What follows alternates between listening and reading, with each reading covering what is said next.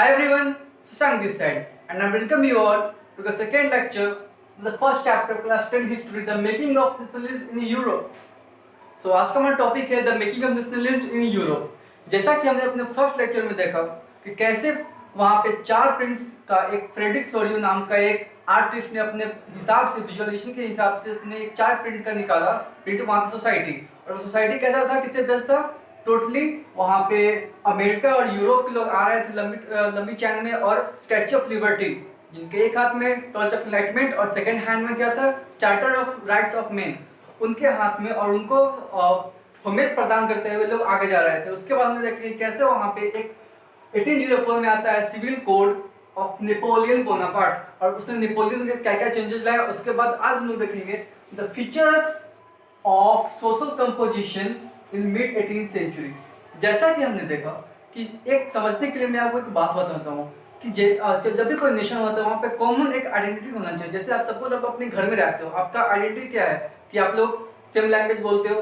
Specially second क्या है कि आप लोगों का टाइटल लगभग सेम होगा। तो this is the common identity. लेकिन जब आती है बात फ्रांस की तो वहाँ पे ऐसा कुछ था नहीं। जैसे फॉर एग्जाम्पल एक Austria and like Habsburg empire, वहाँ पर बहुत सारे लैंग्वेज बोले जाते हैं जैसे कि इंग्लिश, फ्रांस, जर्मन, ये सब बोले जाते हैं। तो ऐसा करके होता, बात ये होता है कि हर एक ग्रुप का अपना अपना एक लैंग्वेज होता था, और उस लैंग्वेज के बेसिस पे आप किसी को आइडेंटिफाई नहीं कर सकते कि आप कौन से वो यूनिटी है या फिर नहीं है। तो ये ऐसा करके कोई सेंस ऑफ यूनिटी यहाँ पे आता नहीं था। और स्पेशली उस टाइम आते हैं उसके बाद the features of social composition in mid 18th century. जैसा कि हमने देखा कि वहाँ पे कोई कॉमन आइडेंटिटी नहीं था, कॉमन ग्लोरी नहीं था। लेकिन उसमें क्या होता है कि कोई जब ऐसा नहीं होता है किसी जगह पे तो वो नेशन को डिवाइड करता है और वो वहाँ पे इंटीग्रेशन नहीं दिखाई पड़ता है। उसके बाद जो आए वो आए कंपोजिशन 18th सेंचुरी, मतलब 19th सेंचुरी से पहले कौन कौन लोग है, उनका काम क्या था। सबसे पहले उसमें आते हैं पीजेंट्री एंड अरिस्टोक्रेसी। उस टाइम 19th सेंचुरी से पहले जो वहाँ के सिटीजन थे वो दो पार्ट में डिवाइड थे। फर्स्ट थे पीजेंट्स एंड सेकंड थे अरिस्टोक्रेट्स। अब अरिस्टोक्रेसी और पीजेंट्स में क्या अंतर था? मेनली जो अरिस्टोक्रेसी थे वो लोग रिच थे, उनके पास लैंड होता था, और जो पीजेंट्स थे वो लो क्लास थे। और ये लोग वोट देते थे, मींस अरिस्टोक्रेसी वोट दे सकते थे लेकिन ये लोग नहीं दे सकते थे। और ये लोग इनके मुकाबले में ये लोग रिच थे, इनके पास लैंड था, लेकिन ये लोग पुअर थे, इनके पास इतना लैंड नहीं था, वो दूसरे के यहाँ जाके काम करते थे। और उसके बाद वेस्ट में land was cultivated by premiers and small owners, and in the east हम लोग इसका कंपोजिशन, टोटल कंपोजिशन देख रहे हैं 19th सेंचुरी से पहले मींस 18th सेंचुरी में। और उसके बाद ईस्ट में सेंट्रल यूरोप के जो वास्ट स्टेट्स थे वो उसको कल्टीवेट कौन करते थे, वहाँ के जो सर्फ्स थे वो लोग उसको कल्टीवेट किया करते थे। उसके बाद वेस्टर्न पार्ट में, in the western parts of central Europe industrialization had taken root, means उस टाइम अरिस्टोक्रेसी, पीजेंट्स और उसी टाइम इंडस्ट्रियलाइजेशन उस टाइम डेवलप कर रहा था। और जब इंडस्ट्री डेवलप करते हैं तो वहाँ का जो आया था इसको बोलते हैं इंडस्ट्रियलाइजेशन। और पीजेंट्री और अरिस्टोक्रेसी 19th सेंचुरी से पहले वहाँ पे आके अपने आप को डेवलप कर रहे थे। और उसके बाद इनका जो मेन आया था वो क्या था, working class and industrialist. Means 19th century से पहले 18th सेंचुरी में ही वहाँ पर वर्किंग क्लास के लोग और इंडस्ट्रियलिस्ट, मीन्स कोई रिच भी होगा, कोई पुअर भी होगा, कोई मिडिल क्लास भी होगा, ओके। तीनों के तीन मीन्स स्पेशली दो ग्रुप था, एक था इंडस्ट्रियलिस्ट, एक था वर्किंग क्लास। वो दोनों क्लास आके वहाँ पर, दोनों ग्रुप आके वहाँ पे सेट कर लिया खुद को। उसके बाद लेकिन जो उसके बाद आते हैं न्यू मिडिल क्लास। अब ये न्यू मिडिल क्लास लोग कौन थे? ये लोग एडुकेटेड लोग थे। जो न्यू मिडिल क्लास लोग थे वो एडुकेटेड थे, जो डॉक्टर थे या फिर कोई भी पोस्ट पे थे, कोई अच्छे से पढ़ लिखे जाते थे। वो लोग का एक अपना पहचान था, और उनके हिसाब से जो नेशन होना चाहिए था उसमें उनका डिमांड था कि हमें इक्वल राइट चाहिए, इक्वल वोट चाहिए, इक्वलिटी बिफोर लॉ, मीन्स सबके लिए सेम इक्वलिटी हो। और ये सब उनका मेजर डिमांड्स थे। और उसके बाद जो आए उसके बेसिस पे एक आया लिबरलिज्म। इनका क्या मानना था? उनका मानना था कि सबसे पहले बात है लिबरलिज्म। ये दूसरे बहुत मानिए कि अगर कोई टॉपिक है तो हर एक आदमी के लिए टॉपिक अलग अलग हो सकता है। उस टाइम भी सेम था। सेम ये था कि जैसे कि होता है लिबरलिज्म, ये अलग अलग लोगों के लिए, अलग अलग ग्रुप के लोगों के लिए अलग अलग पार्ट था। हम लोग देखते हैं सबसे पहले पॉलिटिकली। अब लिबरलिज्म का पॉलिटिकली का मीनिंग क्या था? उसका मीनिंग था कि इसमें एंड ऑफ ऑटोक्रेसी, मींस ये ऑटोक्रेसी यहाँ जैसे था, ऑटोक्रेसी था एक पीजेंट था, तो जो सब लोग जो न्यू टू मिडिल क्लास थे वो लोग आए आगे, उसमें एक बनाया लिबरलिज्म। और उनके हिसाब से उनका जो मांग था, उनका मांग ये था कि पॉलिटिकली मांग ये था कि जो रिच पीपल है, जो उनको वोट देने का अधिकार है वगैरह, ये सब उनको सुनिश्चित करके इक्वलिटी होना चाहिए मेंटेन। उसके बाद political end of autocracy and privileges to the clergy, और क्लर्जी को तो बाय बर्थ प्रिविलेज मिलता है, जैसे कि वो लोग वोट दे सकते हैं या फिर टैक्स वगैरह, तो वो लोग हटा दिया जाए, सब में इक्वलिटी होना चाहिए। उसके बाद आए it stood for the constitution and representative government for through parliament. Means parliament में जो कॉन्स्टिट्यूशन होता और जो रिप्रेजेंटेटिव मीन्स एक ग्रुप को या फिर कोई एक आइडेंटिटी जो कोई कॉमन अगर लाइक कोई ग्रुप होता था या फिर कोई पार्टी होती थी, तो उसके लिए भी ये अपना एक मीनिंग स्टेट करता था। उसके बाद एक स्टूड फॉर प्राइवेट प्रॉपर्टी, और हमने देखा यहाँ पे देखा पॉलिटिकली, अब यहाँ पे देखते हैं economically. It stood for the freedom of markets, मतलब मार्केट का फ्रीडम के लिए भी इसका डिमांड में था। और सेकंड डिमांड क्या था, it also stood for abolition of state imposed restrictions on the movement of goods and capitals। Means इसमें बहुत सारे आए थे, जैसे हमने बताया कि लिबरलिज्म ये दूसरे लोगों के लिए अलग अलग भावना पैदा करती थी कि हमें क्या चाहिए, सबका डिमांड अलग था। डिमांड अलग क्या था, जो पॉलिटिकल इनका मेन मतलब था कि अरिस्टोक्रेसी को हटाना है, और उनका जो क्लर्जी थे उनको जो प्रिविलेज मिलता था बाय बर्थ उसको भी एबलिश करना है। और उसके बाद प्राइवेट प्रॉपर्टी, कॉन्स्टिट्यूशन, और इकोनॉमिकली जो हम लोगों का सेकंड फेज इसमें आता है लिबरलिज्म में, का डिमांड इकोनॉमिकली यही था कि मार्केट कहीं भी हम लोग लगा सकते हैं, इसमें कोई पूरी छूट मिलनी चाहिए। और उसके बाद जो रिस्ट्रिक्शंस है मूवमेंट ऑफ गुड्स में, सामान कहीं जाके आप बेच सकते हो तो वो सब, और कैपिटल्स मीन्स जो आपका मनी होता है वो सब सेट करने का जो होता है रिस्ट्रिक्शंस हटाया जाए।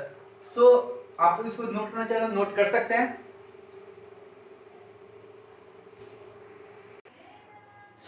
अब हम लोग देखते हैं कि कंजर्वेटिज्म ने देखा, पहले हमने देखा लिबरलिज्म कौन थे और उनका कहना क्या था। हम देखते कंजर्वेटिज्म, ये जो थे इनका स्ट्रेस था इंपॉर्टेंस ऑफ ट्रेडिशन पे, ट्रेडिशन चलते रहे जनरेशन, इनका ये इंपॉर्टेंस था।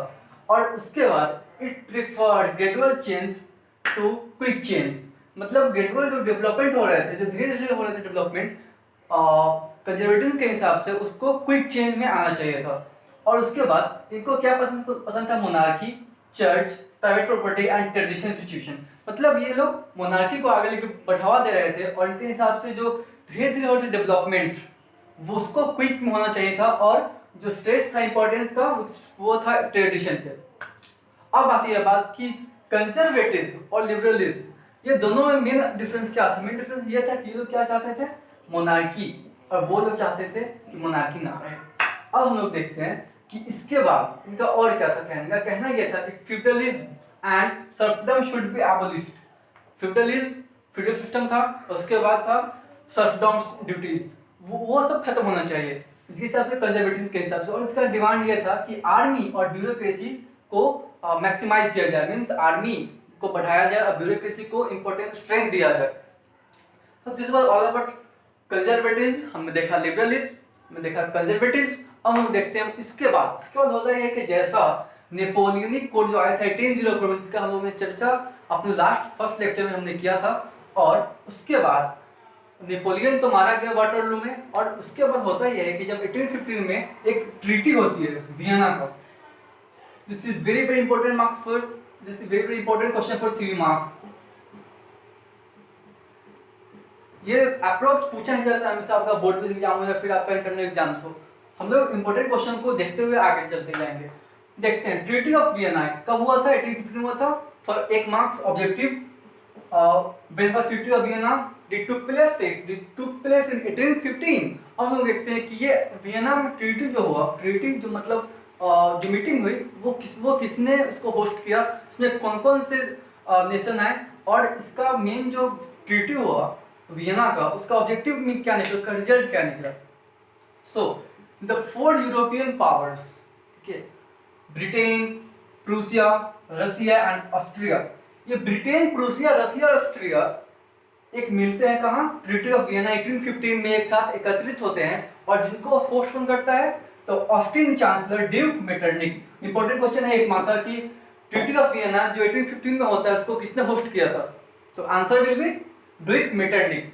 अब हम लोग देखते हैं कि जब इसने होस्ट किया था ड्यूक मेटरनिक ने, जो ऑस्टिन चांसलर था, उसके बाद होता है इसका मेन एम क्या था। अब कोई मीटिंग होता है, उसका एम क्या होता है? इसका मेन एम ये था कि कांग्रेस ये चाहता था कि जो जो चेंजेस नेपोलियन अपने 1804 का जो था सिविल कोड ऑफ 1804 या फिर नेपोलियनिक कोड उसको जो बोलते हैं, उसमें बहुत सारे चेंजेस लाए थे। तो ये कांग्रेस चाहता था कि ये मीटिंग हो और जो जो चेंजेस आए थे उसको खत्म कर दिया जाए, उसमें एक नया चेंज लाया जाए। Okay, so the aim of the Congress was to draw up to undo most of the changes that came to the Europe during Napoleonic War। जब नेपोलियन आया था, अपने बहुत सारे उसने चेंजेस किए थे। अब कांग्रेस ये मीटिंग आया 1815 में, ड्यूक मेटरनिक ने इसको होस्ट किया। तो कौन कौन आए थे? 4 European powers, Britain, Prussia, Russia and Austria. इसको ड्यूक मेटरनिक ने होस्ट किया था। और कांग्रेस का मेन कहने का मतलब ये था कि जो भी चेंजेस आए थे नेपोलियन कोड में, जो नेपोलियन अपने कोड अपने चेंजेस लेके आए थे, उसको हटा के वहां पे नया सिस्टम लाया जाए। और हम लोग इसको देखेंगे कि आगे इसका मेन फीचर का रिजल्ट क्या निकला। सो जैसा कि हमने देखा कि ट्रीटी ऑफ वियना में ड्यूक मेटरनिक ने उसको होस्ट किया था, लेकिन उसका अब देखते हैं कि उसका ऑब्जेक्टिव क्या था। मेन उसका जो आया वियना ट्रीटी जो आया, उसका मेन रिजल्ट क्या आया? इसका मेन रिजल्ट ये आया कि the main features of treaty of Vienna, if you want to write please note it down, क्योंकि this is a very important question for 3 mark. हाँ, तो वहां पे चेंजेस आए। चेंजेस ये आए कि the Bourbon dynasty was restored power in France. France में वापस बर्बन डायनेस्टी को बिठा दिया गया, और मतलब पावर उसको दे दिया गया बर्बन डायनेस्टी को। और उसके बाद second, France lost its territories annexed under Napoleon. Napoleon ने जो जो अपने अंडर स्टेट्स को अपने कब्जे में किया था, उसको फ्रांस लॉस्ट हो गया, मतलब फ्रांस उसको अलग कर दिया गया। और third, the series of state were set up on the boundaries of France to prevent its expansion। Means बहुत सारे ऐसे स्टेट्स को उठा के और उसके बाउंड्रीज एक बना दिया गया फ्रांस में, ताकि फ्यूचर में इसका एक्सपेंशन ना हो सके। क्योंकि डेट वाज द बाउंड्री, कभी अगर आप बाउंड्री हो तो बाउंड्री का क्रॉस नहीं करते हो। तो ये जो ट्रीटी ऑफ वियना है, इसमें ये स्टेट्स को उठा के उसके बाउंड्री पे बहुत सारे स्टेट्स रख दिए गए, ताकि उसका बाउंड्री बना रहे और फ्यूचर में इसका एक्सपेंशन आगे ना हो। फिर आता है Prussia, and Prussia was given important new territories on its western part। Prussia को अपने वेस्टर्न पार्ट पे इंपॉर्टेंट न्यू टेरिटरीज दे दिए गए। और लास्टली था जो मेन फीचर्स थे, उसमें आते हैं Austria was given control to northern Italy. Means दो जो नॉर्दर्न इटली था उसमें किसका पावर आया? ऑस्ट्रिया का। तो this was all about the second lecture of the first chapter class 10 history। so I think this was clear to all of you। अब हम लोग नेक्स्ट जो हम लोगों का थर्ड लेक्चर आएगा, इसमें हम लोग देखेंगे द आइडिया ऑफ रिवोल्यूशनरीज और द एज ऑफ रिवोल्यूशंस, जो 1830 टू 1848 था। इसको हम लोग कवर करेंगे। This was the second lecture of the first chapter of class 10 history. so I think this was clear to you, and if you are new here, please like and subscribe our channel।